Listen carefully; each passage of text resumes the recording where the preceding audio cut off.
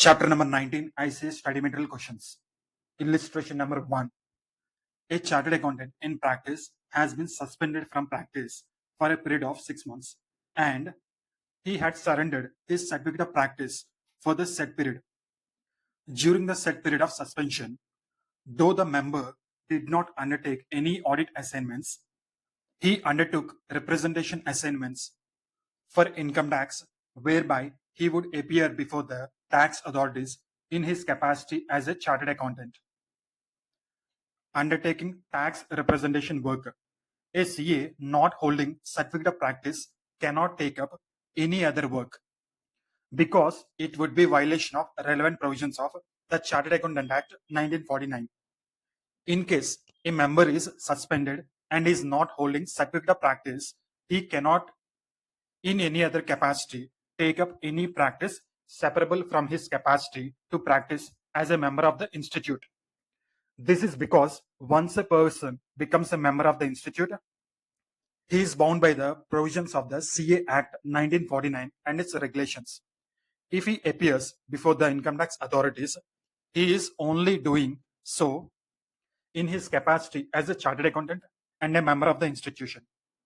Member of the institute, having bound himself by the said act and its regulations made thereunder, he cannot then set the regulations yet not by contending that even though he continues to be a member and has been punished by suspension, he would be entitled to practice in some other capacity. Conclusion. Thus, in the instant case, a chartered accountant would not be allowed to represent before the income tax authorities for the period he remains suspended. Accordingly, in the present case, he is guilty of professional misconduct. Next, illustration number 2. Mr. A practicing chartered accountant, agreed to select and recruit personnel, conduct training programs for and on behalf of a client where he is not providing any assurance service. Is this a professional misconduct? Providing management consultancy and other services. As per section 2, subsection 2, clause 4 of the CA Act 1949, a member of the institute shall be deemed to be in practice when individually or in partnership with CA in practice, he, in consideration of remuneration received or to be received, renders such other services as, in the opinion of the council, or may be rendered by a CA in practice. Pursuant to section 2, subclause 2, clause 4 above, the council has passed a resolution permitting a CA in practice to render entire range of management consultancy and other services.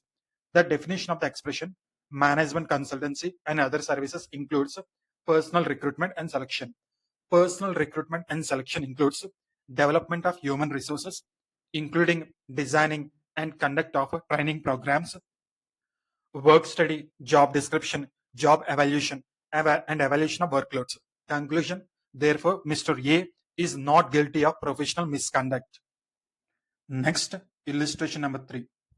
Mr. X and Mr. Y, partners of CA firm, one in charge of head office and another in charge of branch at a distance of 80 kilometers from the municipal limits, puts up a name board of the firm in both premises and also in their respective residence, putting name boards of the firm at residence.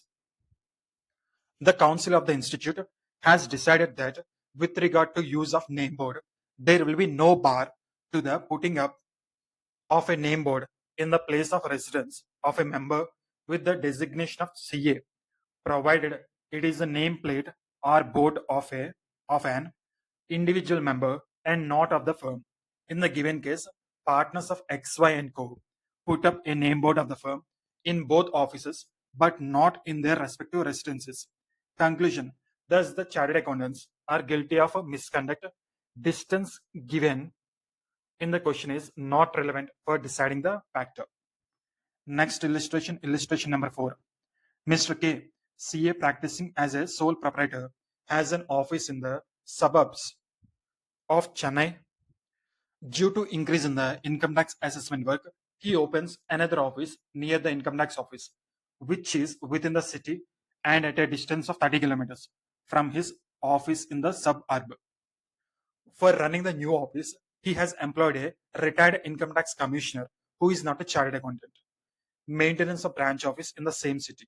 As per Section 27 of CA Act 1949, if a chartered accountant in practice has more than one office in India, each one of these offices should be in the separate in charge of a member of the institute. However, a member can be in charge of two offices if the second office is located in the same premises or in the same city in which the first office is located, or the second office is located within a distance of 50 kilometers from the municipal limits of a city in which the first office is located. In the given case, Mr. K, CA in practice as a sole proprietor at Chennai, has an office in suburbs of Chennai, and due to increase in the work, he opened another branch within the city near the income tax office. He has employed a retired income tax commissioner to run the new office, and the second office is situated within a distance of 30 kilometers from his office in suburb. Conclusion: in view of the above provisions, there will be no misconduct of Mr. K will be in charge of both the offices. However, he is bound to declare which of the two offices is the main office. Next, illustration number 5. Mr. C in practice, allowed his brother-in-law, Mr. P, who is not a chartered accountant, to practice in the name of CAC. He also allowed Mr. T, who is employee in his firm, to practice in the name.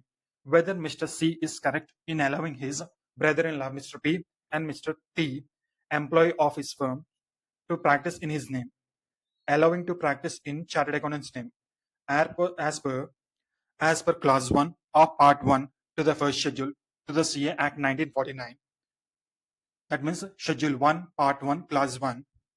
A chartered accountant in practice is deemed to be guilty of professional misconduct if he allows any person to practice in his name as a chartered accountant unless such person is also a CA in practice and is in partnership with or employed by him. In the given situation, Mr. C, CA, who is in practice, allowed a non-chartered accountant, his brother-in-law, Mr. P, to practice in the name of CSC, is not correct in view of Schedule 1, Part 1, Clause 1 of CA Act 1949. However, he can allow Mr. T, who is an employee in his firm, to practice in his name.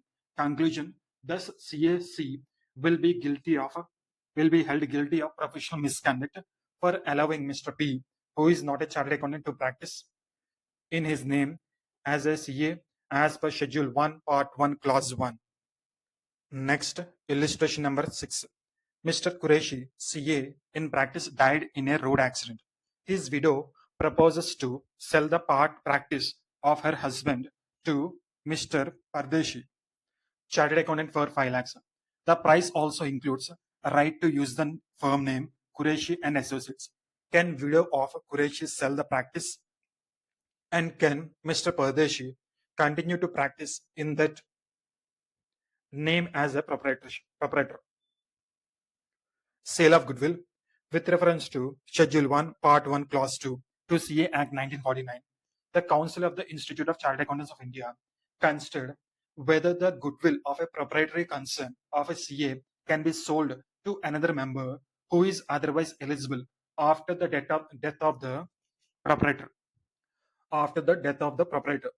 It lays down that the sale is permitted subject to certain conditions discussed in the above flowchart.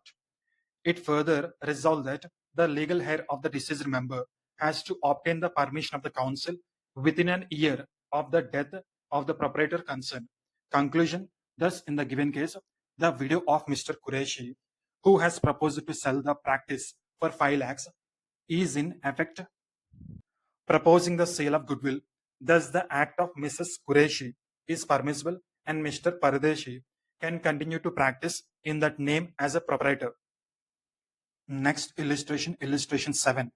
Mr. S, a CA, published a book and gave his personal details as the author. These details also mention his professional experience, soliciting professional work. As per Schedule 1, Part 1, Clause 6 to the CA Act 1949, refers to professional misconduct of a member in practice if he solicits client or professional work either directly or indirectly, by circular, advertisement, personal communication, or interview, or by any other means.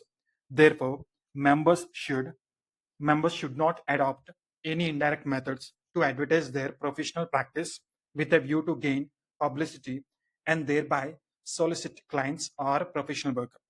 Such a restraint must be practiced so that members may maintain their independence of judgment and may be able to command the respect of their prospective clients. While elaborating forms of soliciting work, the Council has specified that a member is not permitted to indicate in a book or an article published by him his association with any firm of chartered accountants. In this case, Mr. S. SCA published the book and mentioned his professional experience in detail in the same. Conclusion: Mr. S, being a CA in practice, has committed the professional misconduct by mentioning his professional experience. Next, illustration number 8. Mrs. XYZ, a firm of CAs, created a website www.xyzindia.com. The website, besides containing details of the firm and biodata of the partners, also contains the passport size photographs of all the partners of the firm, hosting details of on website.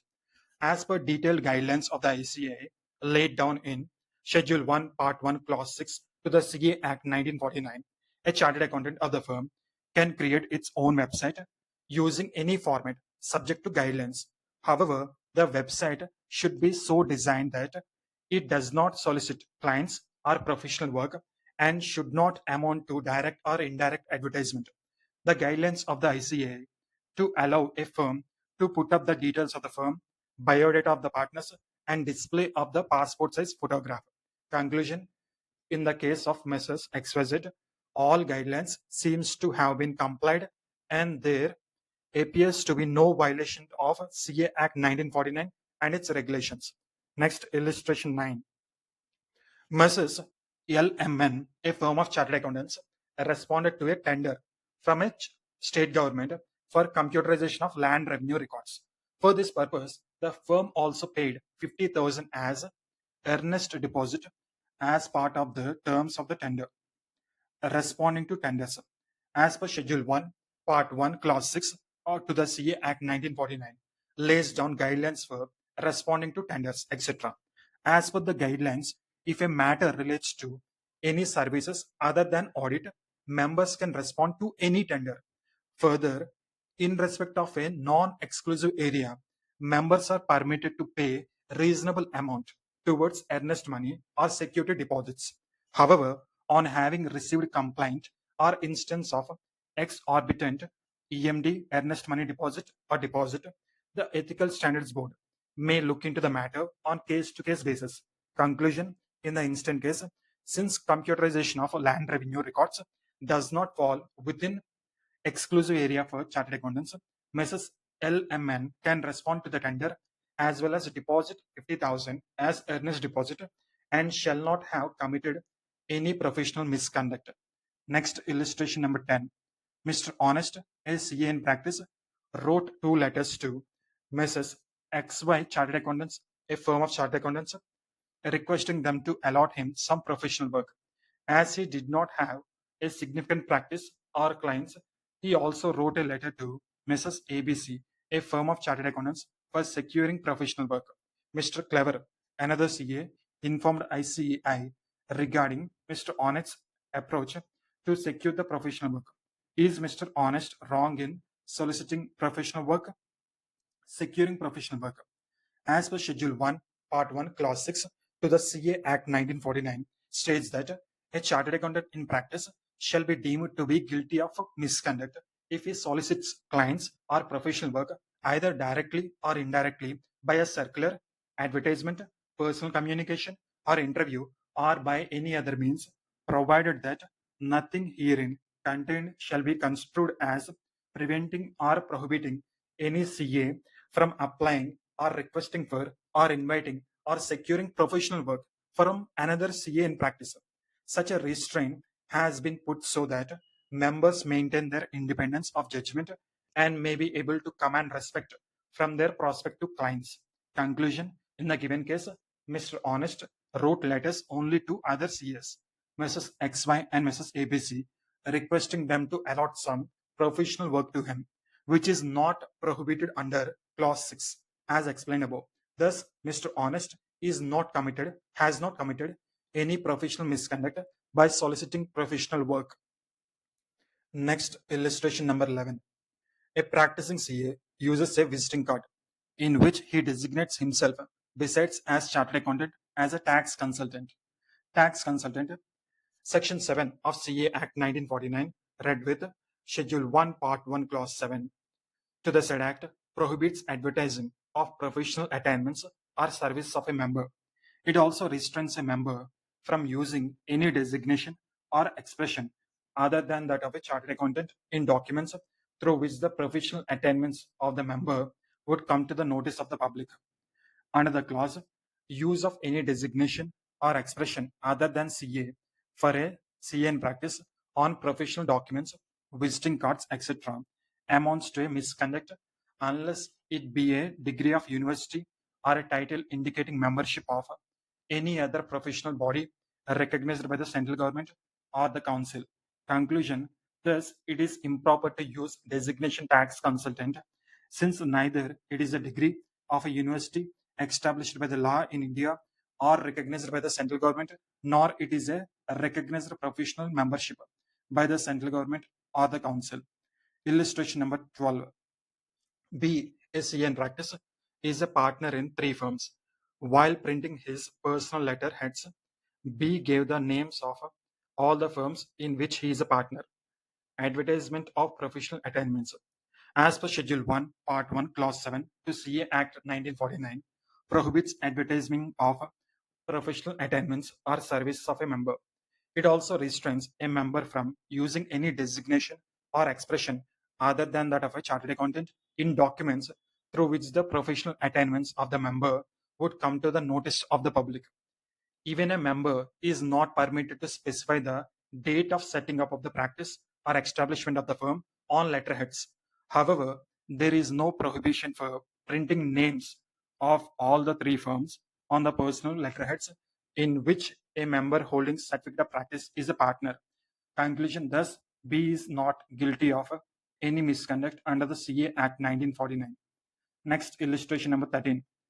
The offer document of a listed company in which Mr. D, a practicing CA, is a director, mentions the name of Mr. D as a director along with his various professional attainments and spheres of specialization. Advertisement of professional attainments. The Council of ICAI has, in a communication to members, stated that if a public company in which a CA in practice is a director issues a prospectus or gives any announcement that gives description about the CA's expertise, specialization, and knowledge in any particular field, it shall constitute a misconduct under Schedule 1, Part 1, Clause 6 and 7 to CA Act 1949. The Council has further stated that in such cases, the member concerned has to take necessary steps to ensure that such prospectus or public announcements or public communications do not advertise his professional attainments, and also that such prospectus or public announcements or public communications do not directly or indirectly amount to solicitation of clients for professional work by the members. Conclusion: thus, in the instant case, Mr. D would be held to be guilty of professional misconduct and liable for disciplinary action.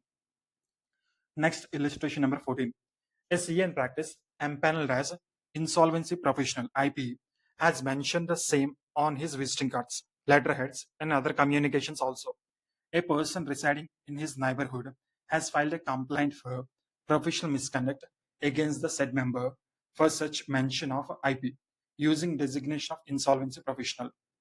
As per Schedule 1, Part 1, Clause 7 to the CA Act 1949, a CA in practice is deemed to be guilty of professional misconduct if he advertises his professional attainments or services or uses any designation or expressions other than CA on professional documents, visiting cards, letterheads, or signboards, unless it be a degree of university established by law in India or recognized by CA.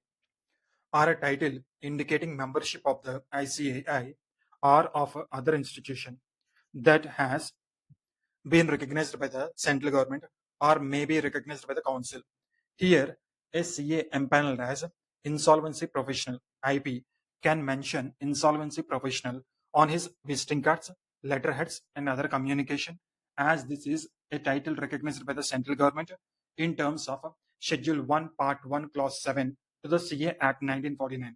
Conclusion: thus, complaint of neighbor is not enforceable or valid. Next, illustration number 15.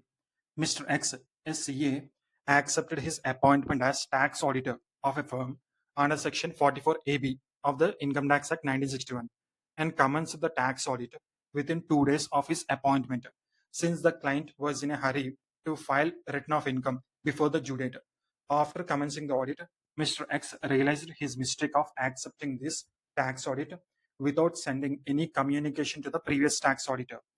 In order to rectify his mistake, before signing the tax audit report, he sent a registered post to the previous auditor and obtained the postal acknowledgement. Will Mr. X be held guilty under CA Act 1949? Communication with the previous auditor. As per Schedule 1, Part 1, Clause A to the CA Act 1949, Mr. X will be held guilty since he has accepted the tax audit without first communicating with the previous auditor in writing. The object of the incoming auditor communicating in writing with the retiring auditor is to ascertain whether there are any circumstances which warrant him not to accept the appointment. For example, whether the previous auditor has been changed on account of having qualified the report, or he had expressed a wish not to continue on account of something inherently wrong with the administration of the business. The retiring auditor may even give out information regarding the condition of the accounts of the client or the reason that impelled him to qualify his report. Under all circumstances, it would be essential for the incoming auditor to carefully consider the facts before deciding whether or not he should accept the audit. As a matter of professional courtesy and professional obligation, it is necessary for the new auditor appointed to communicate with such earlier auditor. Conclusion: therefore, Mr. X will be held guilty of professional misconduct. Next, illustration number 16. W. SCA had sent letters under certificate of posting to the previous auditor, informing him his appointment as an auditor before the commencement of audit by him. Communication with previous auditor. As per Schedule 1, Part 1, Clause 8 to the CA Act 1949, requires communication by the incoming auditor with the previous auditor before accepting a position by him. The Council of the Institute has taken the view that a mere posting of letter under certificate of posting is not sufficient to establish communication with the retiring auditor unless there is some evidence to show that the letter has in fact reached the person communicated with. A CA who relies solely upon a letter posted under certificate of posting therefore does so at his own risk, since the letter was sent by W to the previous auditor, informing him of his appointment as an auditor before the commencement of the audit by him under certificate of posting is not sufficient to prove communication with the retiring auditor. In the opinion of the council, communication by a letter sent, a registered acknowledgement due, or by hand against a written acknowledgement would in the normal course provide positive evidence. Conclusion: hence, W was guilty of professional misconduct under Schedule 1, Part 1, Clause A of the CA Act 1949. Next, illustration number 17. C.A. Raja was appointed as the auditor of Castle Limited for the year 22-23. Since he declined to accept the appointment, the board of directors appointed C.A. Rani as the auditor in the place of C.A. Raja, which was also accepted by C.A. Rani. Appointment of auditor by board. Board can appoint the auditor in case of casual vacancy under Section 139, subsection 8 of the Companies Act 2013. The non-acceptance of appointment by C.A. Raja does not constitute a casual vacancy to be filled by the board. In this case, it will be deemed that no auditor was appointed in the AGM. Further, as per Section 139, subsection 10 of the Companies Act 2013, when at any AGM no auditor is appointed or reappointed, the existing auditor shall continue to be the auditor of the company. The appointment of the auditor by the board is defective in law. As per Schedule 1, Part 1, Clause 9 of the CA Act 1949 states that a chartered accountant is deemed to be guilty of professional misconduct if he accepts an appointment as auditor of the company without first ascertaining from it whether the requirements of Section 139, 140, 141, and 142 of the Companies Act 2013 in respect of such appointment have been fully complied with. Conclusion: hence, C.A. Rani is guilty of professional misconduct since she accepted the appointment without verification of statutory requirements. Illustration number 18. Mr. X is a CA, accepted the appointment as statutory auditor of the company, ABC Limited, without communicating with the previous auditor before accepting the auditor. He also failed to ascertain the compliance of requirements of Section 139 and 140 of the Companies Act 2013 in respect of the appointments have been duly complied with. Communication by incoming auditor with previous auditor. As per first schedule, part 1, clause 8 to the CA Act 1949 requires communication by the incoming auditor with the previous auditor before accepting a position by him. As per Schedule 1, Part 1, Clause 9 of the CA Act provides that a member in practice shall be deemed to be guilty of professional misconduct if he accepts an appointment as auditor of a company without first ascertaining from it whether the requirements of Section 139, 140 of the Companies Act 2013 in respect of such appointment have been duly complied with. Under this clause, it is obligatory on the incoming auditor to communicate with the previous auditor and ascertain from the company that the appropriate procedure in the matter of this matter of his appointment has been duly complied with, so that no shareholder or retiring auditor may at a later date challenge the validity of such appointment. In this case, Mr. X accepted the appointment as statutory auditor of the company ABC Limited without communicating with the previous auditor. Further, he accepted the appointment without first ascertaining whether the requirements of Section 139 and 140 of the Companies Act 2013 in respect of the appointments have been duly complied with. Conclusion: therefore, Mr. X is liable for misconduct as per under clause 8 and 9 since he accepted the appointment without communicating with previous auditor, as well as for not verifying the compliance of statutory requirements. Next question, illustration 19. Mr. P, a practicing CA, acting as a liquidator of AB & Co, charged his professional fees on percentage of the realization of assets. Restriction on fees based on percentage. As per Schedule 1, Part 1, Clause 10 of CA Act 1949, a chartered accountant in practice shall be deemed to be guilty of professional misconduct if he charges or offers to charge, accepts or offers to accept in respect of any professional employment fees which are based on a percentage of profits or which are contingent upon the findings or results of such employment, except as permitted under any regulations made under this Act. However, CA regulation allows the CA in practice to charge the fees in respect of any professional work which are based on percentage of profits or which are contingent upon the findings or results of such work in the case of receiver or a liquidator, and the fees may be based on a percentage of realization or disbursements of the assets.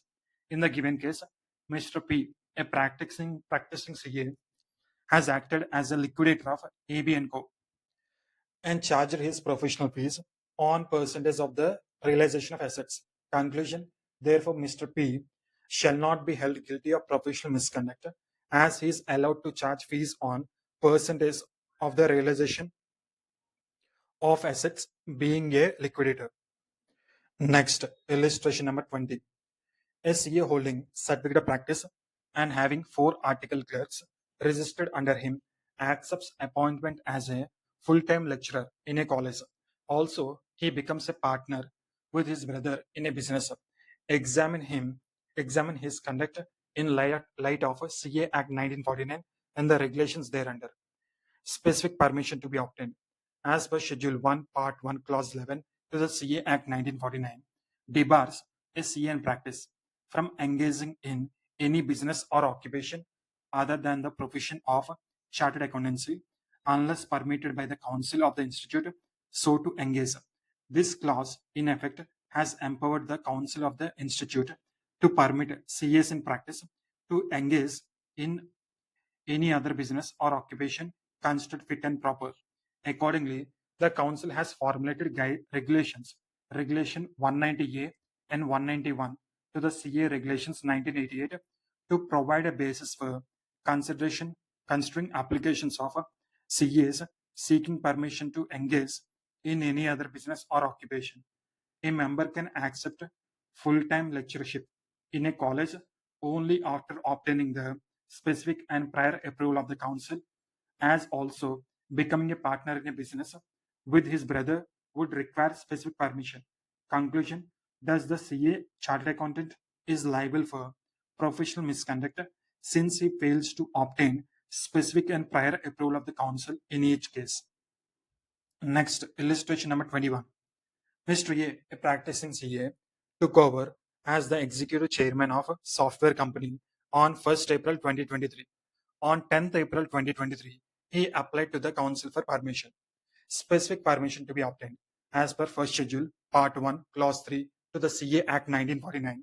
A chartered accountant in practice will be deemed to be guilty of professional misconduct if he engages in any business or occupation other than the profession of CA unless permitted by the council so to engage.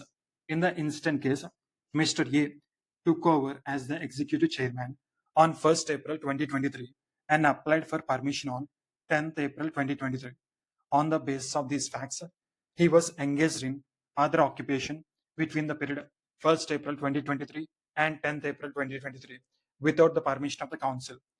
The conclusion is, therefore, Mr. A is guilty of professional misconduct in terms of Schedule 1, Part 1, Clause 11 of CA Act 1949. Next, illustration number 22. CA Prabhu is a leading income tax practitioner and consultant for derivative products. He resides in Mumbai near to the EBC Commodity Stock Exchange and does trading in commodity derivatives. Every day, he invests nearly 50% of his time to settle the commodity transactions. Is CA Prabhu liable for professional misconduct engaging into business? As per Schedule 1, Part 1, Clause 11 of CA Act 1949, a CA in practice is deemed to be guilty of professional misconduct if he engages in any business or occupation other than the profession of a chartered accountant unless permitted by council so to engage. However, the council has granted general permission to the members to engage in certain specific occupation. In respect of all other occupations, specific permission of the institute is necessary. In this case, CA Prabhu is engaged in the occupation of trading in commodity derivatives, which is not covered under general permissions. Conclusion: hence, specific permission of the institute has to be obtained, otherwise, he will be deemed to be guilty of professional misconduct under first schedule, part 1, clause 11 of CA Act 1949. Next, illustration 23. As a practicing CA gives power of attorney to an employee, chartered accountant, to sign reports and financial statements on his behalf. Power of signing reports and financial statements. Under Schedule 1, Part 1, Clause 12 to CA Act 1949, a chartered accountant in practice is deemed to be guilty of professional misconduct if he allows a person not being a member of the institute in practice or a member not being his partner to sign on his behalf or on behalf of his firm any balance sheet, profit and loss account, report, or financial statements. This clause, read in conjunction with Section 26 of CA Act 1949, stipulates that no person other than the member of the institute shall sign any document on behalf of a chartered accountant in practice or a firm of CAs in his or its professional capacity. The term financial statements for this purpose would cover an examination of the accounts or financial statements given under a statutory enactment or otherwise. Schedule 2, Part 2, Clause 1 of CA Act 1949 states that a member of the institute, whether in practice or not, shall be deemed to be guilty of professional misconduct if he contravenes any of the provisions of this act or the regulations made thereunder or any guidelines issued by the council. Conclusion is accordingly, S is guilty of professional misconduct under Schedule 1, Part 1, Clause 2, Clause 12, and Schedule 2, Part 2, Clause 1 for contravening Section 26. Next, illustration 24. CA Smart, a practicing CA, was on Europe tour between 15th September 2023 and 25th September 2023. On 18th September 2023, a message was received from one of his clients requesting for a stock certificate to be produced to the bank on or before 20th September 2023. Due to urgency, CA Smart directed his assistant, who is also a CA, to sign and issue the stock certificate after due verification on his behalf, allowing a member not being a partner to sign certificate. As per Schedule 1, Part 1, Clause 12 of CA Act 1949, a CA in practice is deemed to be guilty of professional misconduct if he allows a person not being a member of the institute in practice or a member not being his partner to sign on his behalf or on behalf of his firm any balance sheet, profit and loss account, report, or financial statements. In this case, CA Smart allowed his assistant, who is not a partner but a member of the Institute of Chartered Accountants of India, to sign stock certificate on his behalf and thereby commits misconduct. Conclusion: thus, CA Smart is guilty of professional misconduct as per first schedule, Part 1, Clause 12 to the CA Act 1949. Next illustration number 25. Mr. C, a CA, holds a certificate of practice while in employment also, recommends a particular lawyer to his employer in respect of the case. The lawyer, out of the professional fees received from the employer, paid a particular sum as referral fees to Mr. C. Referral fees to Mr. C. Referral fees from lawyer as per first schedule, Part 2, Clause 2 of the CA Act 1949. A member of the institute, other than a member in practice, shall be guilty of professional misconduct if he, being an employee of any company, firm, or person, accepts or agrees to accept any part of fees, profits, or gains from a lawyer, a chartered accountant, or a broker engaged by such company, firm, or person, or agent, or customer of such company, firm, or person by way of commission or gratification. In the present case, Mr. C would beside holding a certificate of practice, is also an employee, and by referring a lawyer to the company in respect of a case, he receives a particular sum as referral fees from the lawyer out of his professional fees. Therefore, Mr. C is guilty of professional misconduct by virtue of Schedule 1, Part 2, Clause 2. Next, illustration number 26. Mr. G, while applying for a certificate of practice, did not fill in the columns which solicit information about his engagement in other occupation or business, which he was indeed engaged in a business. Disclosure of information. As per first schedule, Part 3, Clause 2 to the CA Act 1949, a member shall be held guilty if the chartered accountant, in practice or not, does not supply the information called for or does not comply with the requirements asked for by the institute, council, or any of its committees, disciplinary directorate, board of discipline, disciplinary committee, quality review board, or the appellant authority. In the given case, Mr. G, a chartered accountant, while applying for a certificate of practice, did not fill in the columns which solicit information about his engagement in other occupation or business while he was indeed engaged in a business. Details of engagement in business need to be disclosed while applying for the certificate of practice as it was the information called for in application by the institute. Conclusion: thus, Mr. G will be held guilty for professional misconduct under First Schedule Part 3, Clause 2 of CA Act 1949. Next illustration, illustration 27. Mr. X, a CA, employed as a paid assistant with the chartered accountant firm, leaves the service of firm on 31st December 2023. Despite, despite many reminders from ICAI, he fails to reply regarding the date of leaving the service of the firm. Services of the firm failed to supply information called for. As per First Schedule, Part 3, Clause 2 to CA Act 1949, a member, whether in practice or not, will be deemed to be guilty of professional misconduct if he does not supply the information called for or does not comply with the requirements asked for by the Institute, Council, or any of its committees, Disciplinary Directorate, Board of Discipline, Disciplinary Committee, Quality Review Board, or the Appellate Authority. Thus, in the given case, Mr. X has failed to reply to the letters of the Institute asking him to confirm the date of leaving the service as a paid assistant. Therefore, he is held guilty of professional misconduct as per First Schedule, Part 3, Clause 2 to the CA Act 1949. Next, illustration 28. YKS & Co., a proprietary firm of chartered accountants, was appointed as a congruent auditor of a bank. YKS, the proprietor, used his influence to get a loan and thereafter failed to repay the loan, disrepute to the profession. This is a case which is covered under the expression in other misconduct of the CA Act 1949.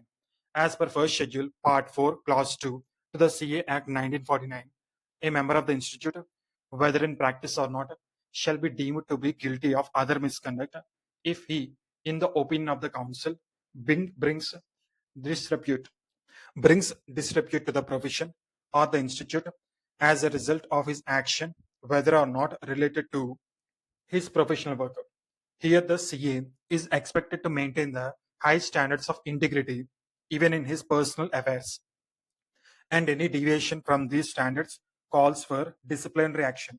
In the present case, YKS & Co., being a congruent auditor, used his position to obtain the funds and failed to repay the same to the bank.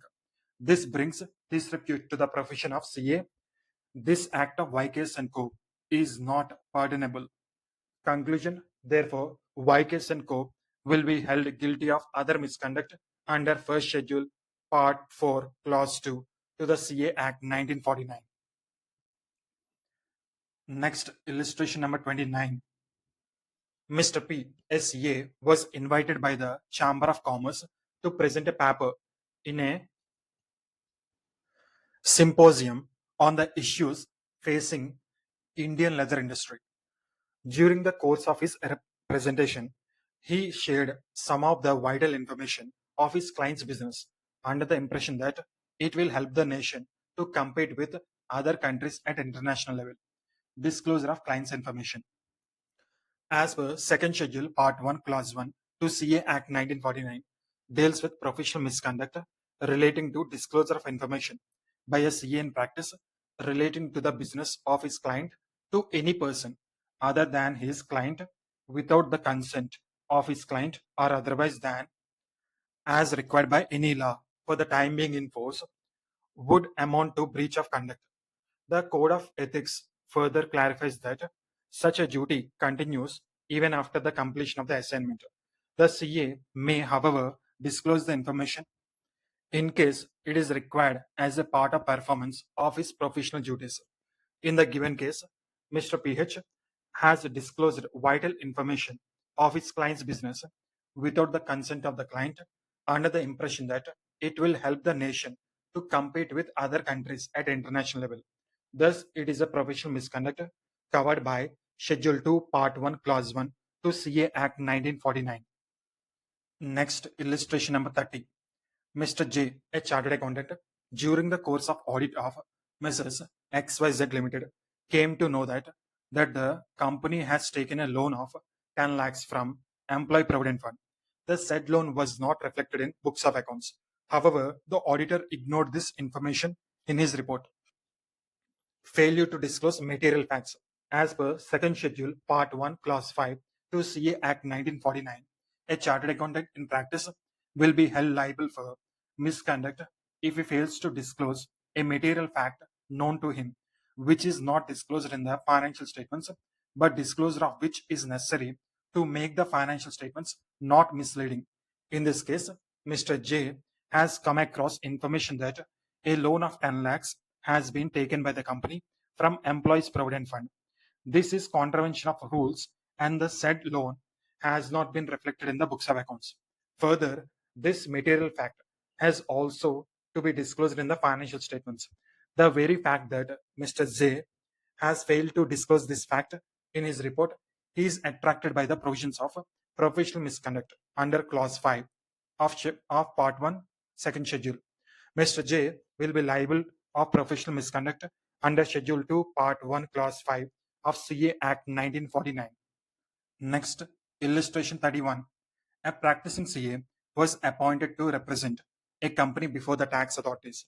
He submitted certain information and explanations to the authorities on behalf of his clients, which were found to be false and misleading. Submitting information as authorized representative. As per second schedule, part 1, clause 5 to CA Act 1949, if a member in practice fails to disclose a material fact known to him which is not disclosed in a financial statement, but disclosure of which is necessary to make the financial statement not misleading, where he is concerned with the financial statement in a professional capacity, he will be held guilty under clause 5 as per schedule 2 clause part 1 clause 6 schedule 2 part 1 clause 6. If he fails to report a material misstatement known to him to appear in a financial statement with which he is concerned in a professional capacity, he will be held guilty under clause 6. In the given case, the CA has submitted the statements before taxation authorities. These statements are based on the data provided by the management of the company. Although the statements prepared were based on incorrect facts and misleading, the CA had only submitted them acting on the instructions of his client as his authorized representative. Hence, the CA would not be held liable for professional misconduct. Next, illustration number 32.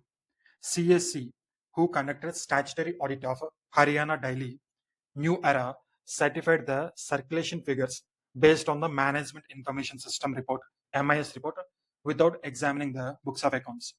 Failure to exercise due diligence.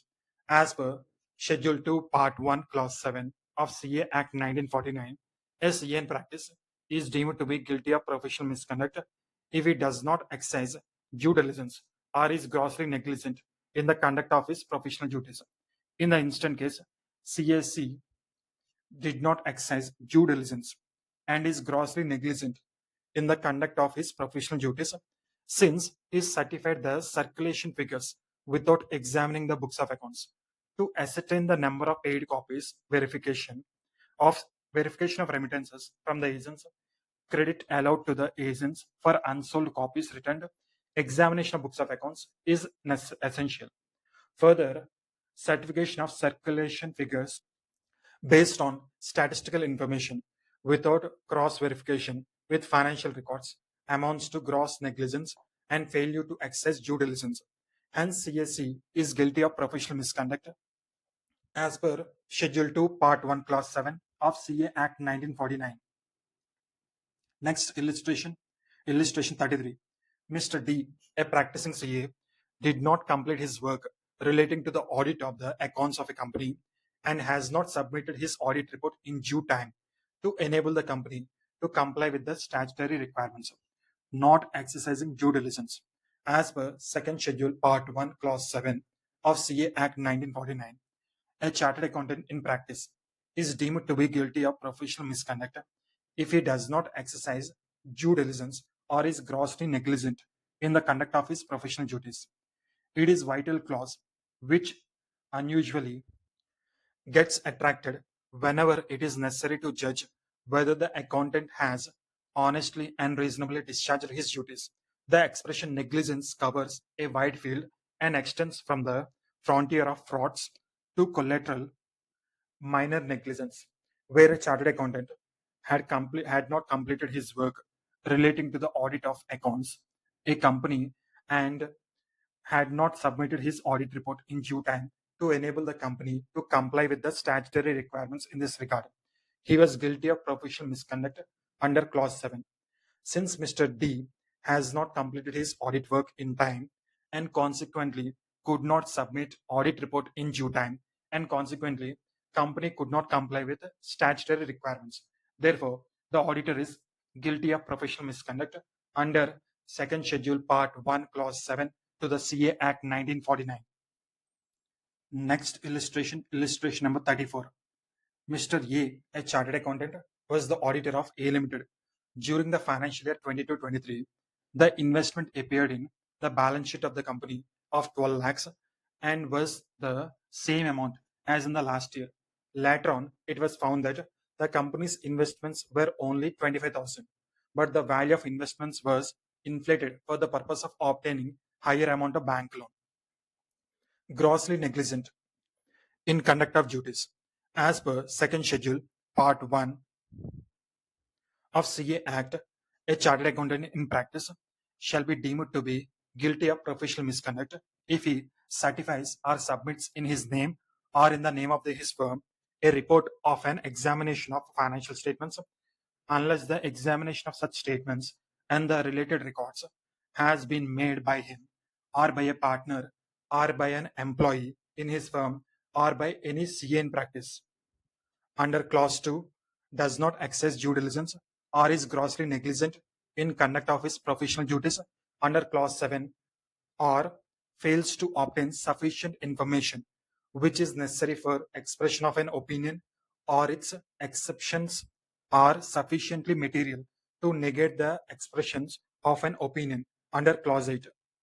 The primary duty of physical verification and valuation of investments is of the management. However, the auditor's duty is also to verify the physical existence and valuation of investments placed at least on the last day of the accounting year. The auditor should verify the documentary evidence for the cost or value and physical existence of the investments at the end of the year. He should not blindly rely upon the management's representations. In the instant case, such non-verification happened for 2 years. It also appears that auditors failed to confirm the value of investments from any proper source. In case auditor has simply relied on the management's representation, the auditor has failed to perform his duties. Accordingly, Mr. A will be held liable for professional misconduct under Clause 2, 7, 8 of Part 1 of Second Schedule to the CA Act 1949. Next, illustration 35. A charitable institution entrusted 10 lakhs with its auditors, Messrs. R & Co., a chartered accountant firm, to invest in a specified securities. The auditors deposited it in their savings bank account, and no investment was made in the next 3 months. Failure to keep money in separate bank account. If a chartered accountant in practice failed to keep money of his clients in a separate bank account or fails to use such monies for purposes for which they are intended, then his action would amount to professional misconduct under second schedule part 1 clause 10 to the CA Act 1949. In the course of his engagement as a professional accountant, a member may be entrusted with monies belonging to his client. If he should receive such funds, it would be his duty to deposit them in a separate banking account and to utilize such funds only in accordance with the instructions of the client or for the purposes intended by the client. Conclusion: in the given case, by depositing the client's money by Messrs. R & Co., a firm of chartered accountants, in their own savings bank account, the auditor has committed a professional misconduct. Hence, in the given case, Messrs. R & Co. will be held guilty of professional misconduct. Next, illustration number 36. LSCA did not maintain books of accounts for his professional earnings on the ground that his income is less than the limits prescribed under Section 44AA of Income Tax Act 1961, Maintenance of Books of Accounts.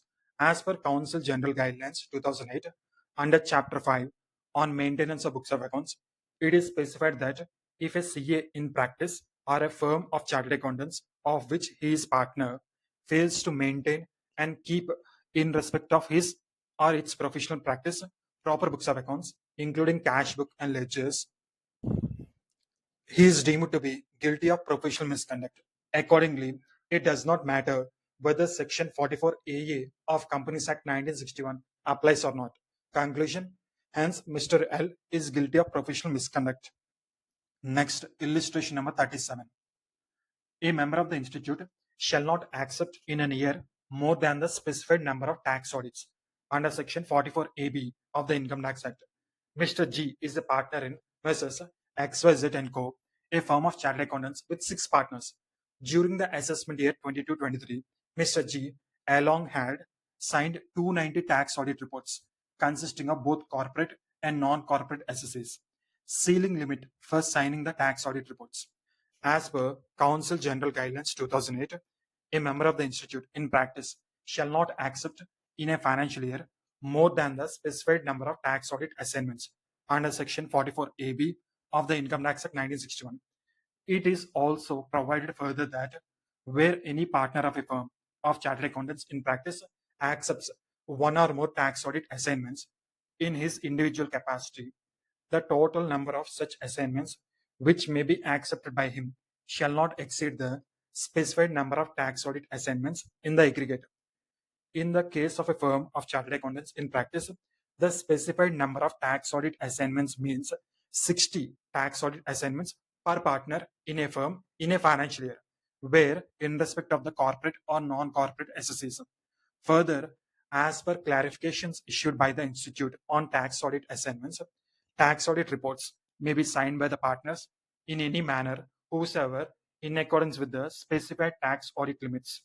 Thus, one partner can individually sign all the tax audit reports subject to specified tax audit assignment limits on behalf of all the partners in the firm of chartered accountants in practice, or all the partners of the firm can collectively sign the tax audit reports. In the instant case, there are 6 partners in Messrs. XYZ & Co., a chartered accountant firm. Accordingly, specified ceiling limit for the firm will be 60 tax audit assignments per partner into 6, that is 360. Therefore, all the 6 partners of the firm can collectively sign 360 tax audit reports. This maximum limit of 360 tax audit assignments may be distributed between the partners in any manner whatsoever. For instance, one partner can individually sign 360 tax audit reports in case the remaining 5 partners are not signing any tax audit report. Assuming Mr. G has signed 290 tax audit reports consisting of both corporate and non-corporate assessees on behalf of the firm, and remaining partners are signing audit reports within the specified limits of number of tax audit assignments under Section 44AB, that is up to 70. Conclusion: Mr. G shall not be deemed to be guilty of professional misconduct provided total number of tax audit reports on behalf of the firm do not exceed 360. Next, illustration number 38. Mr. C accepted the statutory audit of Messrs. PSU Limited, whose net worth is negative for the year 21-22. The audit was to be conducted for the year 22-23. The audited accounts for the year 22-23 showed liability for the payment of tax audit fees of 15,000 in favor of Mr. E, the previous auditor, accepting appointment as an auditor. As per Chapter 7 of Council General Guidelines 2008, a member of the Institute of Chartered Accountants of India in practice shall be deemed to be guilty of professional misconduct if he accepts appointment as auditor of an entity in case the undisputed audit fees of another chartered accountant for carrying out the statutory audit under Companies Act or various other statutes has not been paid. As per the proviso, such prohibition shall not apply in case of a sick unit, where a sick unit is defined to mean where the net worth is negative. In the instant case, though the undisputed fees or unpaid, Mr. C would still not be guilty of professional misconduct since the Mrs. PSU Limited is a sick unit having negative net worth for the financial year 21-22. Next, illustration number 39. A is the auditor of Z Limited, which has a turnover of 200 crores. The audit fees for the year is fixed at 50 lakhs. During the year, the company offers A an assignment of management consultancy within the meaning of Section 2, Clause 2, Section 2, Subsection 2, Clause 4 of CA Act 1949 for a remuneration of 1 crore. A seeks your advice on accepting the assignment. Appointment as statutory auditor of the PSUs or government company or companies or listed company or companies and other public company or companies. As per the Council General Guidelines 2008 under Chapter 9 on appointment as statutory auditor, a member of the institute in practice shall not accept the appointment as the statutory auditor of a PSUs or government company or companies or listed company or companies and other public company or companies having a turnover of 50 crores or more in a year, and where he accepts any other work or assignments or services in regard to same undertaking on a remuneration which is total which in total exceeds the fees payable for carrying out the statutory audit of the same undertaking. For this purpose, the other work or services include management consultancy and all other professional services permitted by council, excluding audit under any other statute. Certification work required to be done by statutory auditor and any representation before an authority. Conclusion: in view of the above position, it would be a misconduct on A's part if he accepts the management consultancy assignment for a fees of 1 crore. Next, illustration number 40. D. Who conducts the tax audit under Section 44AB of the Income Tax Act 1961 of Messrs. ABC, a partnership firm, has received the audit fees of 2,50,000 on progressive basis in respect of the tax audit for the year ended 31st March 2023. The audit report was, however, signed on 25th May 2023. Entire audit fees received in advance. As per Chapter 10 of Council General Guidelines 2008, a member of the institute in practice or a partner of a firm in practice or a firm shall not accept appointment as auditor of a concern while indebted to the concern or given any guarantee or provided any security in connection with the indebtedness of any third person to the concern for limits fixed in the statute and in other cases for amount exceeding 1 lakh. However, the research committee of ICAI has expressed the opinion that where in accordance with the terms of engagement of auditor by a client, the auditor recovers his fees on a progressive basis as and when a part of the work is done without waiting for the completion of the whole job. He cannot be said to be indebted to the company at any stage. Conclusion: in the instant case, Mr. D is appointed to conduct a tax audit under Section 44AB of the Income Tax Act 1961. He has received the audit fees of 2,50,000 in respect of the tax audit for the year ended 31st March 2023, which is on progressive basis. Therefore, Mr. D will not be held guilty for misconduct. Next, test your knowledge question number 1. P, a chartered accountant in practice, provides management consultancy and other services to his clients. During 2023, looking into the growing needs of his clients to invest in the stock market, he also advised them on portfolio management services, whereby he managed portfolios of some of his clients. Is P guilty of professional misconduct? Advising on portfolio management services. The Council of ICAI, pursuant to Section 2, Clause 2, Section 2, Subsection 2, Clause 4 of CA Act 1949, has passed a resolution permitting management consultancy and other services by a CA in practice. A clause of the aforesaid resolution allows chartered accountants in practice to act as advisor or consultant to an issue of securities, including such matters as drafting of prospectus, filing of documents with SEBI, preparation of publicity documents, publicity budgets, preparation of publicity budgets, advice regarding selection of brokers, etc. It is, however, specifically stated that chartered accountant in practice are not permitted to undertake the activities of broking, underwriting, and portfolio management services. Thus, a CA in practice is not permitted to manage portfolios of his clients. In view of this, P would be guilty of misconduct under CA Act 1949. Next, test your knowledge. Question number 2. Mr. G, a chartered accountant in practice, as a sole proprietor, has an office in Mumbai near Churchgate.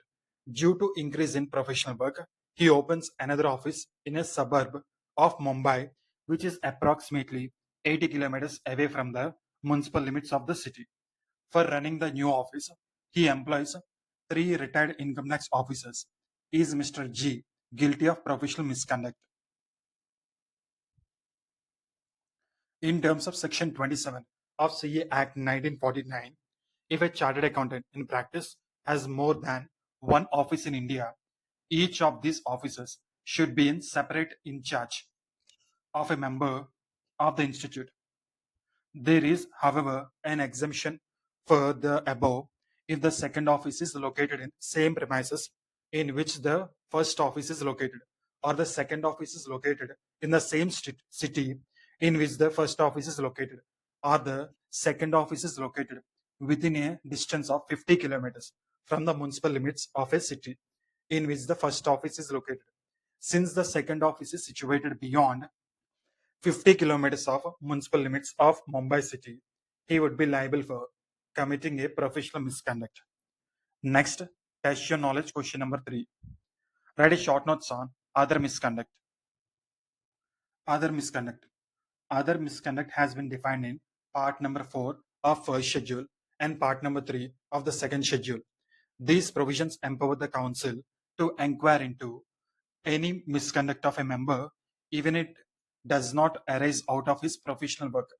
This is considered necessary because a CA is expected to maintain the high standards of integrity, even in his personal affairs, and any deviation from these standards, even in his non professional work, would expose him to disciplinary action. Example: a member who is found to have forged the will of a relative would be liable to disciplinary action even though the forgery may not have been done in the course of his professional duty. Other misconduct would also relate to conviction of by a competent court for an offense involving moral turpitude punishable with transportation or imprisonment to an offense not of a technical nature committed by the member in his professional capacity. Next, test your knowledge. Question number 4. Mr. K, a practicing CA, Mr. K, a practicing CA, gave 50% of the audit fees received by him to a non-CA, Mr. L, under the nomenclature of office allowance, and such an arrangement continued for a number of years. Discuss this in the light of professional ethics issued by ICAI. Sharing of audit fees with non-member. As per first schedule, part 1, clause 2 to the CA Act 1949, a member shall be guilty if chartered accountant in practice pays or allows or agrees to pay or allows directly or indirectly any share, commission or brokerage in the fees or profits of his professional business to any person other than a member of the institute or a partner or a retired partner or the legal representative of a deceased partner or a member of any other professional body or with such other persons having such qualifications as may be prescribed for the purpose of rendering such professional services from time to time in or outside India. In the instant case, Mr. K, a practicing CA, gave 50% of the audit fees received by him to a non-CA, Mr. L, under the nomenclature of office elements, and such an arrangement continued for a number of years. In this case, it is not the nomenclature to a transaction that is material, but it is the substance of the transaction which has to be looked into. The CA had shared his profits, and therefore Mr. K will be held guilty of professional misconduct under First Schedule, Part 1, Class 2 to the CA Act 1949. Next, test your knowledge question number 5. Mr. X, who passed his CA examination of ICAI on 18th July 2022 and started his practice from 15th August 2022. On 16th August 2022, one female candidate approached him for articleship. In addition to monthly stipend, Mr. X also offered her 1% profits of his CFM. She agreed to take both 1% profits of the CFM and the stipend as per the rate prescribed by the ICAI. The ICAI sent a letter to Mr. X objecting the payment of 1% profits. Mr. X replies to the ICA stating that he is paying 1% profits of his firm over and above the stipend to help the article clerk, as the financial position of the article clerk is very weak. Is Mr. X liable to professional misconduct? Sharing fees with an article clerk. As per First Schedule, Part 1, Clause 2 to the CA Act 1949, a CA in practice shall be deemed to be guilty of professional misconduct if he pays or allows or agrees to pay or allow directly or indirectly any share, commission or brokerage in the fees or profits of his professional business to any person other than a member of the institute or a partner or a retired partner or the legal representative of the deceased partner or a member of any other professional body or with such other persons having such qualification as may be prescribed for the purpose of rendering such professional services from time to time in India or outside India. In view of the above, the objections of the ICAI as given in the case are correct, and reply of Mr. X stating that he is paying 1% profits of his firm over and above the stipend to help the article clerk, as the position of the article clerk is weak, is not tenable. However, hence, Mr. X is guilty of professional misconduct in terms of Schedule 1, Part 1, Clause 2 to CA Act 1949. Next, test your knowledge question number 6. Mrs. XYZ, a firm in practice, develops a website, xyz.com.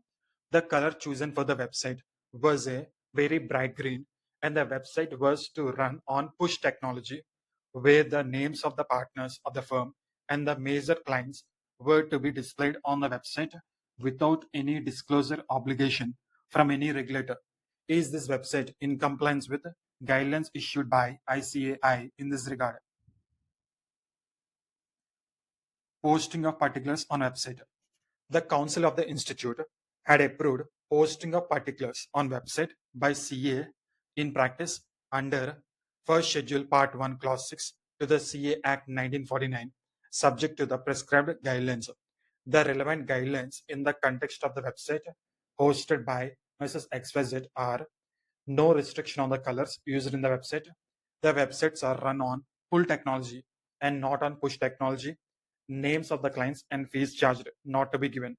However, disclosure of names of the clients and or fees charged on the website is permissible only where it is required by a regulator, whether or not constituted under a statute in India or outside India, provided that such disclosure is not the extent of a requirement of the regulator.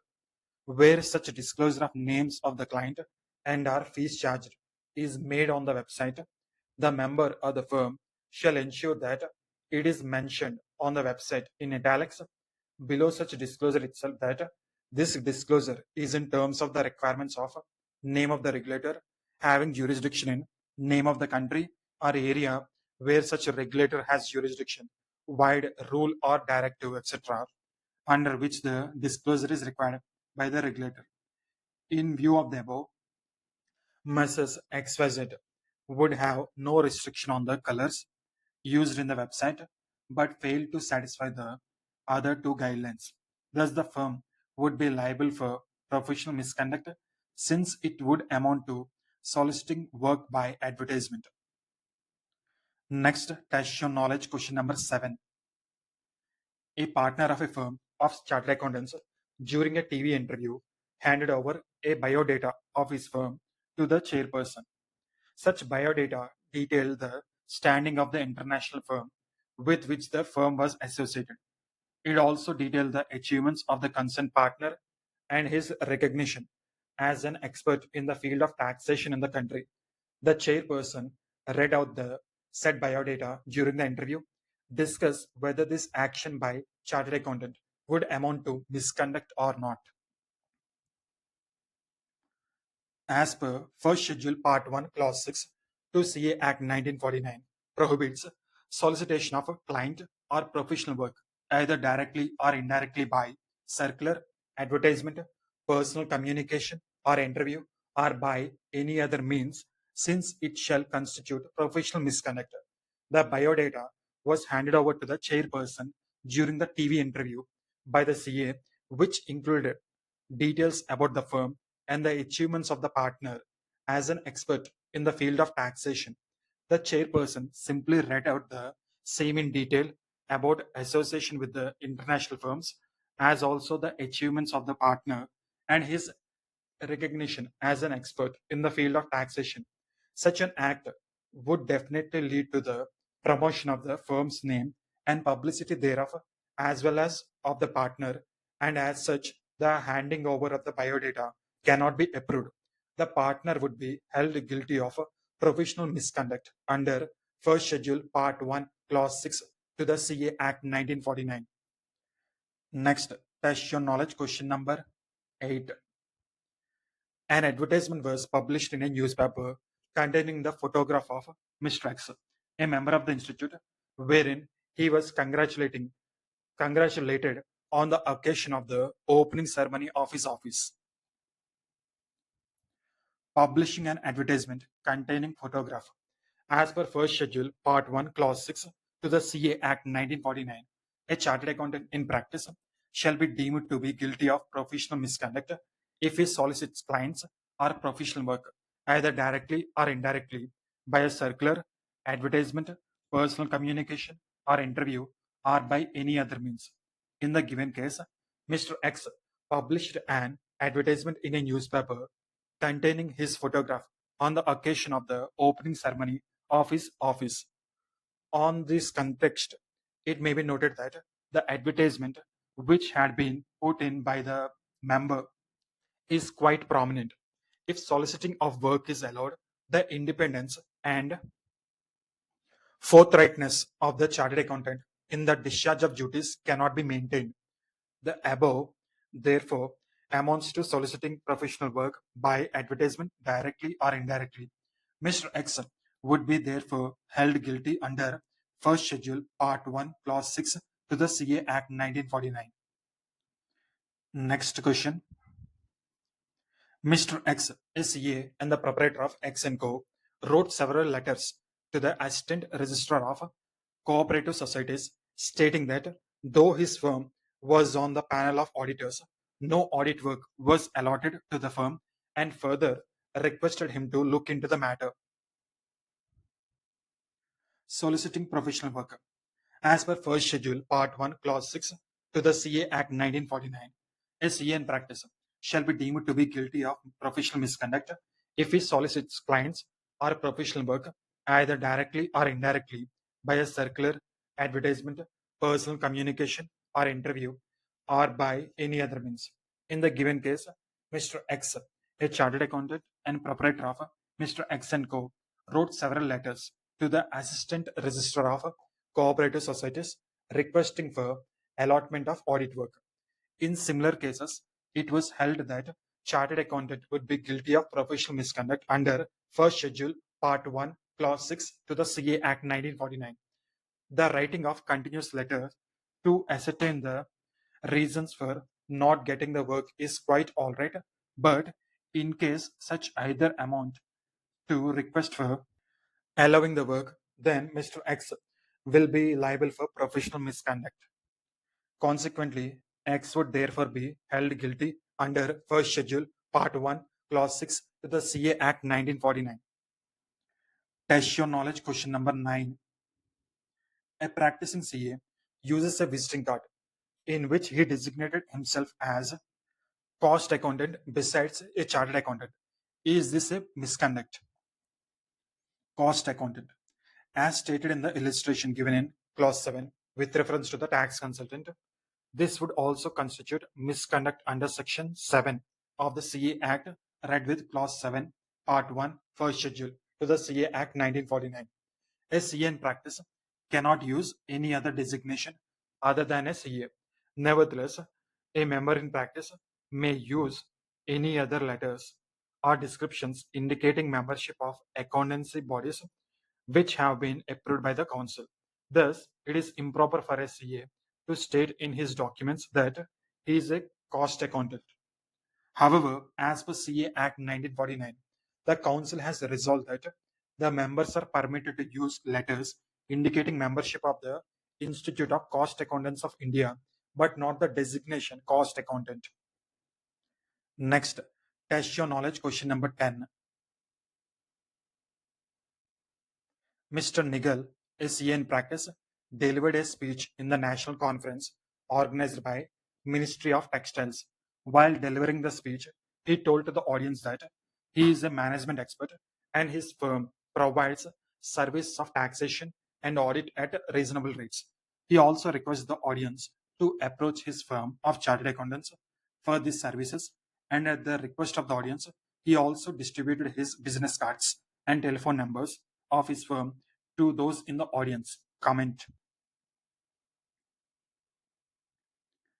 Using designation other than a CA and providing details of services offered. As per First Schedule, Part 1, Clause 6 to the CA Act 1949 states that a chartered accountant in practice shall be deemed to be guilty of professional misconduct if he solicits clients or professional work either directly or indirectly by a circular, advertisement, personal communication, or interview, or by any other means. Such a restraint has been put so that members maintain their independence of judgment and may be able to command respect from prospective clients. Section 7 of CA Act 1949, read with First Schedule Part 1 Clause 7 to the said Act, prohibits advertising of professional attainments or services of a member.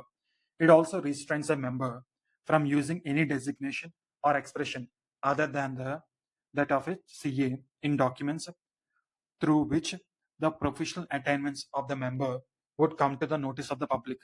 Under the clause, use of any designation or expression other than CA for chartered accountant in practice on professional documents, visiting cards, etc., amount to a misconduct unless it be a degree of the university or a title indicating membership of any other professional body recognized by the central government or the council. Member may appear on television and films and agree to broadcast in the radio or give lectures at forums and may give their names and describe themselves as chartered accountants. Special qualifications or specialized knowledge directly relevant to the subject matter of the program may also be given, but no reference should be made. In the case of practicing member, to the name and address or service of his firm,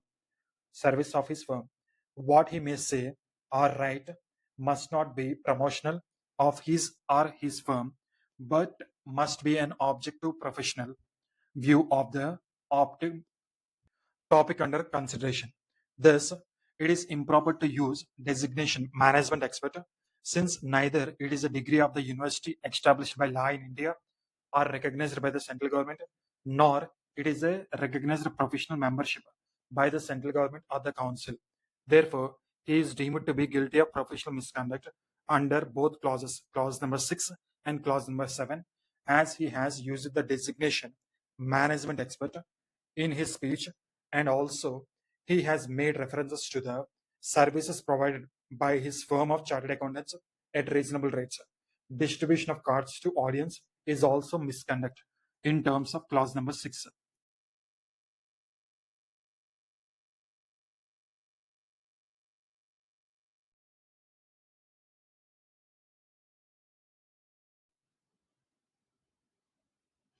Mr. A is a practicing CA working as a proprietor of Mrs. A and Co. He went abroad for 3 months. He delegated the authority to Mr. Y, a chartered accountant, his employee, for taking care of routine matters of his office. During his absence, Mr. Y has conducted the undermentioned jobs in the name of Mrs. A and Co. He issued the audit queries to clients which were raised during the course of audit. He issued production certificate to a client under the GST Act. He attended the income tax proceedings for a client as authorized representative before income tax authorities. Please comment on eligibility of Mr. Y for conducting such jobs in the name of Mrs. A and Co. and liability of Mr. A under the CA Act 1949. Delegation of authority to the employee. As per first schedule, part 1, clause 12 of the CA Act 1949, a chartered accountant in practice is deemed to be guilty of professional misconduct if he allows a person not being a member of the institute in practice or a member not being his partner to sign on his behalf or on behalf of his firm any balance sheet, P&L, report or financial statements. In this case, CAA, proprietor of Mrs. A and Co., went to abroad and delegated the authority to another chartered accountant, Mr. Y, his employee, for taking care of routine matters of his office, who is not a partner but a member of the ICAI. The Council has clarified that the power to sign routine documents on which a professional opinion or authentication is not required to be expressed may be delegated, and such delegation will not attract provisions of this clause like issue of audit queries during the course of audit, asking for information, or issue of a questionnaire, attending to routine matters in tax practice, subject to provisions of Section 288 of Income Tax Act, etc. In the given case, Mr. Y, a CA, being employee of Mrs. A and Co., has issued audit queries which were raised during the course of audit. Here, Y is right in issuing the query since the same falls under routine work, which can be delegated by the auditor. Therefore, there is no misconduct in this case as per First Schedule Part 1, Clause 12 of the Act. Further, issuance of production certificate to a client under GST Act by Mr. Y, being an employee of Mrs. A and Co., an audit firm, is not a routine work and it is outside his authorities. Thus, CAA is guilty of professional misconduct under First Schedule Part 1, Clause 12 of the CA Act 1949. Next, in this instance, Mr. Y, CA employee of the audit firm, Mrs. A and Co., has attended the income tax proceedings for a client as authorized representative before income tax authorities. Since the council has allowed the delegation of such work, the chartered accountant employee can attend to routine matter in practice, tax practice, as decided by the council, subject to provisions of Section 288 of Income Tax Act 1961. Therefore, there is no misconduct in this case as per first schedule, part 1, clause 12 of the Act. Test your knowledge, question number 12. XYZ Co. Limited has applied to a bank for loan facilities. The bank, on studying the financial statements of the company, notices that you are the auditor and requests you to call at the bank for a discussion. In the course of discussions, the bank asks for your opinion regarding the company and also asks for detailed information regarding a few items in the financial statements. The information is available in your working paper file. What should be your response and why? As per second schedule, part 1, clause 1 of the CA Act 1949, a chartered accountant in practice is deemed to be guilty of professional misconduct if he discloses information acquired in the course of his professional engagement to any person other than his client without the consent of the client or otherwise than as required by law for the time being in force. Essay 200 on overall objectives of the independent auditor and conduct of an audit in accordance with standards on auditing also reiterates that the auditor should respect the confidentiality of information acquired in the course of his work and should not disclose any such information to a third party without specific authority or unless there is a legal or professional duty to disclose. In the instant case, the bank has asked the auditor for detailed information regarding few items in the financial statements available in his working papers. Having regard to the position stated earlier, the auditor cannot disclose the information in his possession without specific permission of the client. As far as working papers are concerned, working papers are the property of the auditor. Property of the auditor. The auditor may, at his discretion, make portions of or extracts from his working papers available to his client. Thus, there is no requirement compelling the auditor to divulge information obtained in the course of audit and include in the working papers to any outside agency, except as and when required by any law. Next, test your knowledge question number 13. Mr. A newly qualified chartered accountant, started his practice and sought clients through telephone calls from his friends and family, almost all of them employed in one or the other retail trade business. One of his firm's friends, Mr. X, gave him an idea to start online services and give stock certifications to traders with cash credit limits in banks. Mr. A started a website with colorful, catchy design and shared the website address on his all social media posts and stories and tagged 30 traders of his local community with the caption Easy Online Stock Certification Services. Besides, Mr. A entered into an agreement with a digital marketer to give him 5% commission on each service procured through him. Discuss if the actions of Mr. A are valid in the light of professional ethics and various pronouncements and guidelines issued by the ICAI. As per first schedule, part 1, clause 6 of the CA Act 1949, a chartered accountant in practice is deemed to be guilty of professional misconduct if he solicits clients or professional work either directly or indirectly by circular, advertisement, personal communication, or interview, or by any other means. Mr. A is wrong in seeking clients through family and friends. Creating a website is not a non-compliance provided it is in line with the guidelines issued by the institute in this regard. One of the guidelines is that website should not be in push mode. Further, mentioning a client's name is also prohibited as per the guidelines. In the given situation, Mr. A shared the website address on his all social media posts and stories and tagged 30 traders of his local community with the caption Easy Online Stock Certification Services, mentioning his current clients as well. This is in complete contravention of the guidelines on website issued by the ICAI. Thus, CAA would be held guilty of professional misconduct under First Schedule Part 1, Clause 6 of the CA Act 1949. Test your knowledge question number 14.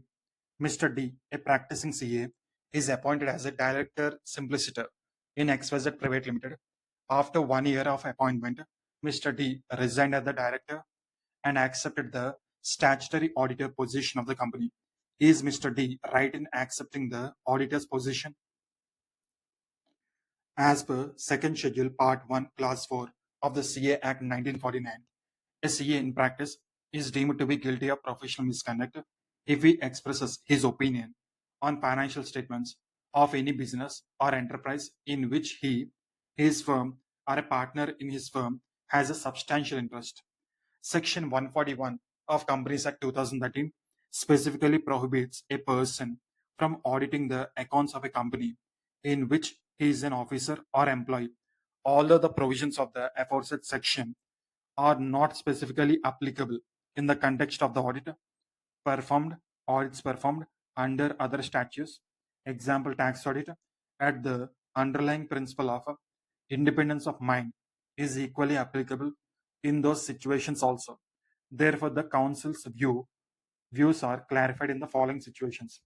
As per the clarifications issued by the council, a member shall not accept the assignment of the audit of a company for a period of 2 years from the date of completion of his tenure as director or resignation as director of the said company. In the instant case, Mr. D, a practicing CA, is appointed as a director simpliciter in XYZ Private Limited. After 1 year of appointment, Mr. D resigned as the director and accepted the statutory auditor position of the company. In view of the above provisions, Mr. D cannot accept the directorship of the company until the completion of 2 years after his resignation. Thus, CAD would be held guilty of professional misconduct under Second Schedule Part 1, Class 4 of the CA Act 1949. Next, test your knowledge question number 15. Mr. F, a CA, gave advisory services to PQR Private Limited. Further, he gave them GST consultancy, compilation engagement for historical financial information, and helped in ERP setup. Later, the company turned out to be a part of a group of companies involved in money laundering. Mr. F was asked to provide details of the company. Mr. F refused on the grounds that he gave only consultancy services to the company and wasn't supposed to keep any information about the company. Is Mr. F right as per the guidelines issued by the ICAI? The financial services industry globally is required to obtain information of their clients and comply with Know Your Client norms, KYC norms, keeping in mind the highest standards of chartered accountancy profession in India. The Council of ICAI issued such norms to be observed by the members of the profession who are in practice. In the given situation, CAF gave GST consultancy, compilation engagement for historical financial information, and helped in ERP setup along with advisory services to PQR Private Limited. Mr. F was asked to provide details of the company as the company turned out to be a part of a group of companies involved in money laundering. Contention of Mr. F that he gave only consultancy services and compilation engagement for historical financial information to the company and wasn't supposed to keep any information about the company is not valid, as Mr. F should have kept following information in compliance with KYC norms, which are mandatory in nature and shall apply in all assignments pertaining to attestation functions. In the given case, PQR Private Limited, a corporate entity, Mr. F should have kept following information: general information, name and address of the entity, business description, name of the parent company in case of subsidiary, copy of last audited financial statements, engagement information, type of engagement, regulatory information, company PAN number, company identification number, director's name and addresses, director's identification number. Test your knowledge question number 16. Mr. S, the auditor of ABC Private Limited, has designated following works to his articles and staff: issue of audit queries during the course of audit, issue of memorandum of cash verification and other physical verification, letter forwarding draft observations or financial statements, issuing acknowledgements for records produced, signing financial statements of the company. Is this correct as per the professional ethics and ICA's guidelines and pronouncements? As per First Schedule Part 1, Clause 12 of the CA Act 1949, a chartered accountant in practice is deemed to be guilty of professional misconduct if he allows a person not being a member of the institute in practice or a member not being his partner to sign on his behalf or on behalf of his firm any balance sheet, profit and loss account, report, or financial statements. The Council has clarified that the power to sign routine documents on which a professional opinion or authentication is not required to be expressed may be delegated in the following instances, and such delegation will not attract provisions of this clause: issue of audit queries during the course of audit, asking for information or issue of questionnaire, letter forwarding draft observations or financial statements, initiating and stamping of vouchers and of schedules prepared for the purpose of audit, acknowledging and carrying on routine correspondence with clients, issue of memorandum of cash verification and other physical verification, or recording the results thereof in the books of the clients, issuing acknowledgements for records produced, raising of bills, and issuing acknowledgements for money receipts, attending to routine matters in tax practice subject to provisions of Section 288 of the Income Tax Act. Any other matter incidental to the office administration and routine work included involved in practice of accountancy. In the instant case, Mr. S, the auditor of ABC Private Limited, has delegated certain tasks to his articles and staff, such as issue of audit queries during the course of audit, issue of memorandum of cash verification and other physical verification, letter forwarding, draft observations or financial statements, issuing acknowledgements for records produced, and signing financial statements of the company. Therefore, Mr. S is correct in allowing first four tasks, that is, issue of audit queries during the course of audit, issue of memorandum of cash verification and other physical verification, letter forwarding, draft observations or financial statements, issuing acknowledgements for records produced to his staff and articles. However, if the person signing the financial statements on his behalf is not a member of the institute in practice, or a member not being his partner to sign on his behalf or on behalf of his firm, Mr. S is wrong in delegating signing of financial statements to his staff. In view of this, S would be guilty of professional misconduct for allowing the person signing the financial statements on his behalf to his articles and staff under First Schedule Part 1, Clause 12 of the CA Act 1949. Next, test your knowledge question number 17. Mr. S is a practicing CA based out of Chennai. During the weekends, he involved himself in equity research and used it to advise his friends, relatives, and other known people who are not his clients.